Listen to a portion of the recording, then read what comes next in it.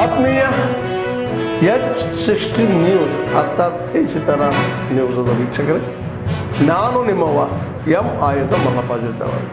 ತಾವು ಈಗ ಸುದ್ದಿಗಳ ಲೋಕಕ್ಕೆ ಎಂಟ್ರಿ ಹೊಡಿತಾ ಇದ್ದೀರಿ.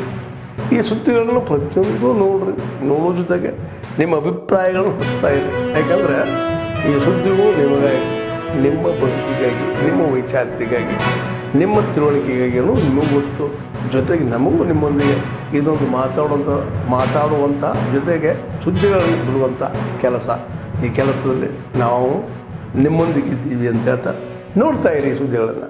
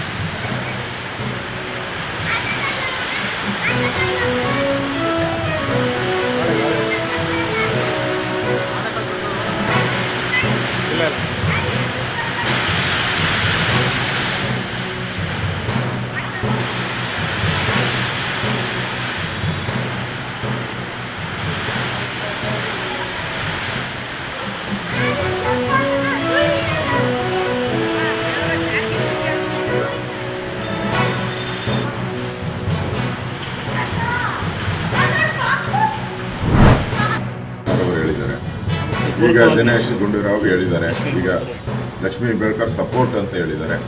ಇವರೇ ಅವಾಗ ಅದೇ ಇದರಲ್ಲಿ ಇದ್ರಲ್ಲ ಕ್ಯಾಬಿನೆಟಲ್ಲಿ, ಅವಾಗ ಹೇಳ್ಬೇಕಾಯ್ತು ಇದು ಷಡ್ಯಂತರ ಐತೆ ಅಂತೇಳಿ ಹಾಗೆ ಹೇಳಬೇಕಾಯ್ತು. ಇವಾಗಲ್ಲ, ನಾವು ವಿಧಾನಸಭೆಯಲ್ಲಿ ಪ್ರಸ್ತಾವ ಮಾಡಿದ ಮೇಲೆ ನಾವು 15 ದಿನದಿಂದ ಹೋರಾಟ ಮಾಡ್ತಾ ಇದ್ದೀವಿ.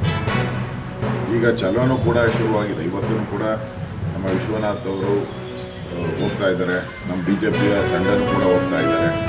ನಮ್ಮದು ಚಬ್ಬಿಯಲ್ಲಿ ಒಂದು ಗ್ರಾಮೋತ್ಸವ ಇದೆ, ಗ್ರಾಮೋತ್ಸವ ಇತ್ತು. ಅದೊಂದು ಸ್ಕೂಲ್ಗೆ ನಾನು ₹1 ಕೋಟಿ ಹಣ ಕೊಟ್ಟಿದ್ದೆ. ಅದರ ಒಂದು ನೆನಪನ್ನಗೋಸ್ಕರ ಹೋಗ್ತಾ ಇದ್ದೀನಿ. ನಾನು ಅಧಿವೇಶನ ಮುಗಿದ ಮೇಲೆ ನಾನು ಕೂಡ ಧರ್ಮಸ್ಥಳ ಚಲೋ ಮಾಡೇ ಮಾಡ್ತೀನಿ. ನಮಗೆ ಈ ಧರ್ಮ ಉಳಿಬೇಕು, ಬೇರೆ ಧರ್ಮದ ಬಗ್ಗೆ ನಮ್ಮದೇನು ಅಭ್ಯಂತರ ಇಲ್ಲ. ಆದರೆ ಹಿಂದೂಗಳನ್ನು ಒಂಥರ ಈ ಸರ್ಕಾರ, ಕಾಂಗ್ರೆಸ್ ಸರ್ಕಾರ, ಸಿದ್ದರಾಮಯ್ಯ ಬಂದನಂತೂ ಹಿಂದೂಗಳಿಗೆ ಬಹಳ ಅವಮಾನಗಳನ್ನು ಮಾಡ್ತಾ ಇದ್ದಾರೆ. ಹಿಂದೂ ದೇವಸ್ಥಾನಗಳಿಗೆ ಅವಮಾನ ಮಾಡ್ತಾ ಇದ್ದಾರೆ. ಅದರ ವಿರುದ್ಧ ನಮ್ಮ ಹೋರಾಟ. ನೋಡಿ, ಅದಕ್ಕೆ ಹರಿಪ್ರಸಾದ್ಗೆ ಏನು ನಾಲಿಗೆಗೆ ಏನು ಎಲ್ಬಿಲ್ಲ ಅಂತ ಕಾಣಿಸ್ತದೆ. ಇವತ್ತು RSS ಇರೋದ್ರಿಂದ ಈ ದೇಶ ಉಳಿದಿದೆ. ಇಲ್ಲ ಅಂದರೆ ಇದನ್ನು ಇನ್ನೊಂದು ಮಿನಿ ಪಾಕಿಸ್ತಾನ ಮಾಡಬಹುದು. ಇವರೆಲ್ಲ ನೋಡಿ ಸಾಕ್ಷಿ ಕೇಳ್ತಾರೆ. ನಮ್ಮ ದೇಶದ ಸೈನಿಕರು ಪ್ರಾಣದ ಹಂಗನ್ನು ತೊರೆದು ಸರ್ಕಾರ 3 ಆಯೋಗಗಳನ್ನು ರಚನೆ ಮಾಡಿದರೆ ಕಾಂತರಾಜು ವರದಿಯನ್ನು ನಾವು ಫಸ್ಟ್ ಇದ್ದೀವಿ, ಅಂದರೆ ಹೆಚ್ಚಿದ್ದೀವಿ. ಆಮೇಲೆ ಮಾಧುಸ್ವಾಮಿಯನ್ನು ಸಹ ವರದಿಯಲ್ಲಿ ನಾವು ಹೆಚ್ಚಿದ್ದೀವಿ. ಇವಾಗ ಏನು ಜಸ್ಟಿಸ್ ಅವ್ರದ್ದು ವರದಿಯಲ್ಲಿ ಸಹ ನಾವು ಹೆಚ್ಚಿನದಾಗಿ ಜನಸಂಖ್ಯೆ ಇರೋದ್ರಿಂದ ಈ ಮೀಸಲಾತಿಯನ್ನು ಯಾರು ನಾವು ಕೇಳಿದವಲ್ಲ. ಏನು 15% ಮೀಸಲಾತಿ ಇತ್ತು, ಅದು 101 ಜಾತಿಗೆ ಮೀಸಲಾತಿ 5% ಎಷ್ಟಿಗಿತ್ತು, ಅದು ಟೋಟಲ್ 17%. ನಾವು ಕಾಂಗ್ರೆಸ್ ಸರ್ಕಾರ ಒಳ ಮೀಸಲಾತಿ ಮಾಡ್ತೀವಿ. ಏನಂದ್ರೆ ನಿಜವಾದ ಶೋಷಿತ ಸಮಾಜಕ್ಕೆ ಕೆಳಹಂತದ ಮಾದಿಗೆ ಜನಾಂಗ ಇವತ್ತು ನಾಯಿ ನರಿ ಎಲ್ಲನೂ ಇವತ್ತು ಮನೆ ಒಳಗೆ ಸಾಕ ಲಕ್ಷಣ ಈ ಜನಾಂಗನ ಒಳಗೆ ಬಿಡಿಸ್ತಕ್ಕಂಥ ಪರಿಸ್ಥಿತಿ ಇವತ್ತು ನೀವೆಲ್ಲ ನೋಡಿದಿರಿ ಸ್ನೇಹಿತರು. ಯಾಕಂದ್ರೆ ಕಾಂಗ್ರೆಸ್ ಸರ್ಕಾರ ಹೇಳ್ತಾರೆ ಇನ್ನ 38,000 ಕೋಟಿ ಕೊಟ್ಟರು ಇನ್ನ ಇವರ ಸ್ಥಿತಿಗತಿ ಇನ್ನ ಇಲ್ಲ ಪತ್ರಿಕೆಯಲ್ಲಿ ನೋಡಿದ್ರೆ ಅಂದ್ರೆ ಯಾವ ಮಟ್ಟಕ್ಕೆ ನಮ್ಮನ್ನ ಕುಣಿಗಲ್ ತಾಲೂಕಿನ ಎಲ್ಲ ಜನತೆಗೆ ಪ್ರತಿ ಬಾರಿ ಹೇಳ್ತಾ ಇರ್ತೇನೆ, ಪುನೀತ್ ಅವರ ಹೃದಯ ಆಘಾತ ಭಾಳಷ್ಟು ಕುಟುಂಬಗಳಿಗೆ ಏನು ತೊಂದರೆ ನಿವಾರಣೆ ಮಾಡಲಿಕ್ಕೆ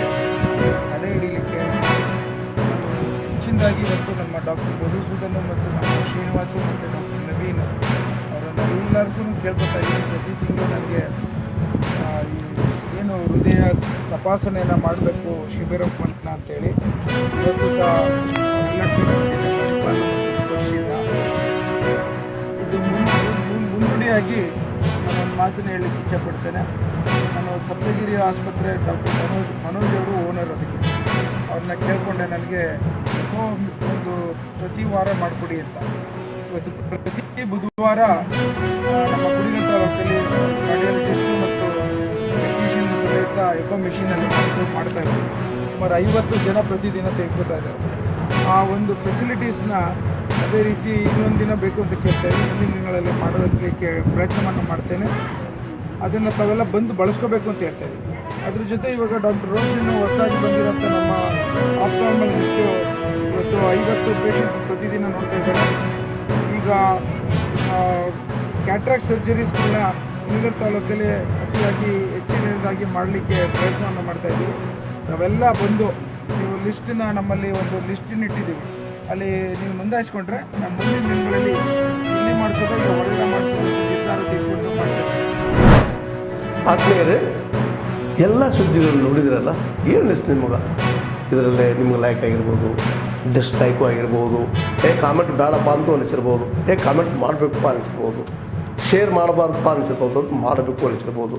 ಏನಾದರೂ ಆಗಲಿ ಶೇರ್ ಮಾಡ್ತಾಯಿರಿ, ಈ ನ್ಯೂಸ್ಗಳು ಹೊಸ್ತಾ ಇರಿ, ಜೊತೆಗೆ ಇದಕ್ಕೆ ಸಬ್ಸ್ಕ್ರೈಬ್ ಆಗ್ತಾಯಿರಿ ಅಂತ ಹೇಳ್ತಾ H60 ನ್ಯೂಸ್ ಅರ್ಥಾತ್ ಹೇ ಸೀತಾರಾಮ್, ಇದು ಸತ್ಯದ ಕೈಗೆ ನಡಿ. ವಂದನೆಗಳು.